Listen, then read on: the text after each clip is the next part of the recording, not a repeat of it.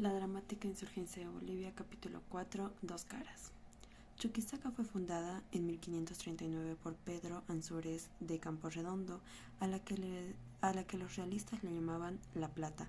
Era la capital de la audiencia de Charcas, ya que la mina de Potosí comenzó a entregar riquezas y los mineros se instalaron en la cercana Chuquisaca. Chuquisaca era una ciudad con mucha soberbia, ya que sustentaba a Potosí, además también por su clima, paisaje y demás.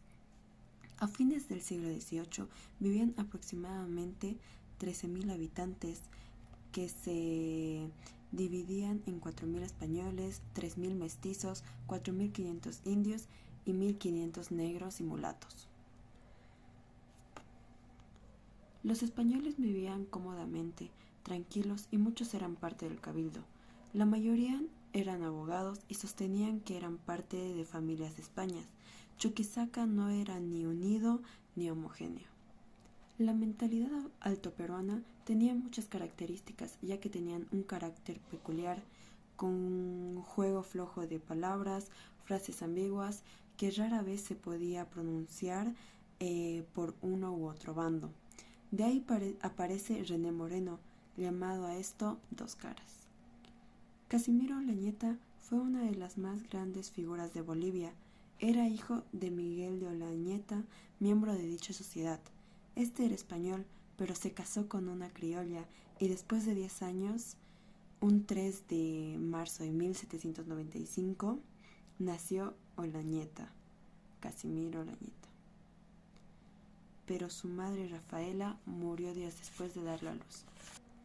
Casimiro no fue enviado a la Universidad San Francisco de Javier, sino al Colegio Real Convictorio de Nuestra Señora de Montserrat en Córdoba, Argentina, en el año 1809. Cuando empezó la Guerra de Independencia en Charcas, se cree que este fue enviado a estudiar a otra ciudad en vez que su ciudad natal para su conveniencia filosófica. Luego Casimiro regresó a Chuquisaca, tal vez porque su padre se lo pidió, el cual estaba situado en las Provincias Libres en 1810. En 1813, este fue apresado por Belgrano, pero huyó de Chuquisaca cuando el segundo ejército auxiliar estaba en camino a la capital. En 1814, luego que Belgrano se retiró y que Casimiro entró a la Universidad de San Francisco de Javier, recibió su grado de bachiller de leyes canónicas. 2 meses después, el 24 de mayo, entró a la Academia Carolina para prepararse y poder trabajar con la audiencia. El adiestramiento de Casimiro fue interrumpido cuando el tercer ejército auxiliar, al mando de Rondau, ocupó la capital. Entonces Casimiro se unió al ejército de su tío, el coronel Olañeta. Cuando el ejército de Rondau fue derrotado, Casimiro regresó a Chuquisaca y fue nombrado secretario de la audiencia en 1817. Casimiro dio y aprobó su examen final, como también juró fidelidad a la religión católica y recibió un diploma de leyes en 1818. En 1820, Casimiro solicitó una licencia para unirse a su tío Pedro Antonio de Olañeta, quien fue promovido a nuevo comandante realista en el Alto Perú. Se le concedió la solicitud, pero no se sabe qué le pasó desde 1820 hasta 1824 y hasta su muerte en 1860. Casimiro era una persona inescrupulosa que invitaba a sus amigos a Bolivia a invadirla y cuando perdían levantaba la bandera boliviana. En 1820, la causa realista se iba debilitando. Las guerrillas amenazaban a Perú. Casimiro tenía todo para ser realista, pero San Martín tuvo la victoria en Chile y cambió todo el cuadro. Desde allí se llevó la guerra al Alto Perú, el santuario de los realistas, en donde su derrota fue un descontento para el ejército español. El control de los españoles hacia el Alto Perú era más fuerte que ningún otro lugar, y se sabía que si el corazón del virreinato de Lima estaba perdido, Charcas caería en poco tiempo. Casimiro, tras comprender esto, tomó contacto con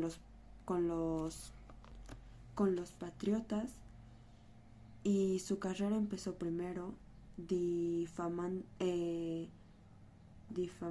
diciéndole doble cara al presidente de Charcas, pero este lo demandó y Casimiro huyó donde su tío, en donde también acusó a Agustín Gamarra y fue arrestado.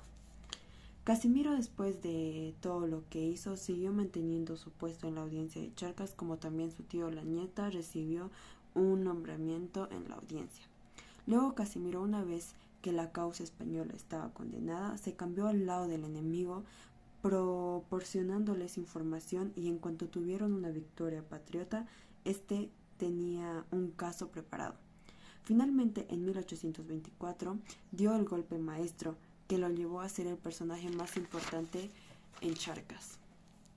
Casimiro Lañeta fue un violento realista, servidor del rey, quien en el último momento se unió a ser patriota. Otra figura que René Moreno eligió para que acompañara a Casimiro Lañeta fue Manuel María Urkullu, que también saltó al carro bolivariano en el último momento.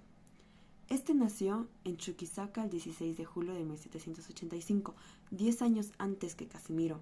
Venía de una distinguida familia, estudió en un seminario católico. Década más tarde siguió una carrera similar a la de Casimiro e ingresó a la Universidad de San Francisco de Javier y fue estudiante de la Academia de Carolina. En 1806 rindió su examen escrito, teniendo en sus manos una causa civil como de costumbre. Urkullu fue maestro de Olañeta y un muy buen reconocido abogado. Fue también miembro del Cabildo como asesor en 1812. En 1815 fue regidor y en 1816 fue nombrado asesor del Tesoro, un cargo muy deseado en las colonias.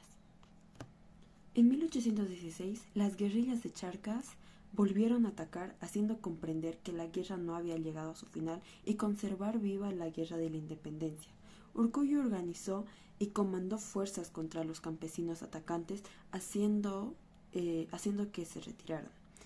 Al año siguiente, nuevamente, la capital fue blanco de un ataque sorpresa y Urkullu una vez más dejó el escritorio y tomó armas por la defensa del rey. Pero Francisco Maruri afirmó que lo vio en las líneas del frente enemigo. El 1 de enero de 1818, como de costumbre, eran las elecciones del Cabildo de Chuquisaca y Urkullu fue nuevamente elegido asesor. Urkullu y Calvo fueron acusados de haber sido desleales a la causa española, y aunque ellos ayudaron a la corona cuando llegó tanto el segundo como el tercer ejército auxiliar, no pudieron convencer a las autoridades reales que ellos realmente eran realistas sinceros. El 21 de enero de 1819, el presidente Moroto declaró de que Urkullu y Calvo no podían asumir sus cargos electivos en el Cabildo debido a que cooperaron con el enemigo en 1813 y 1815, pero 28 días después Urkullu recibió una medalla de sólido oro por el heroico comportamiento en la batalla contra el coronel Arauz de la Madrid. Este era el juego de dos caras de forma extrema.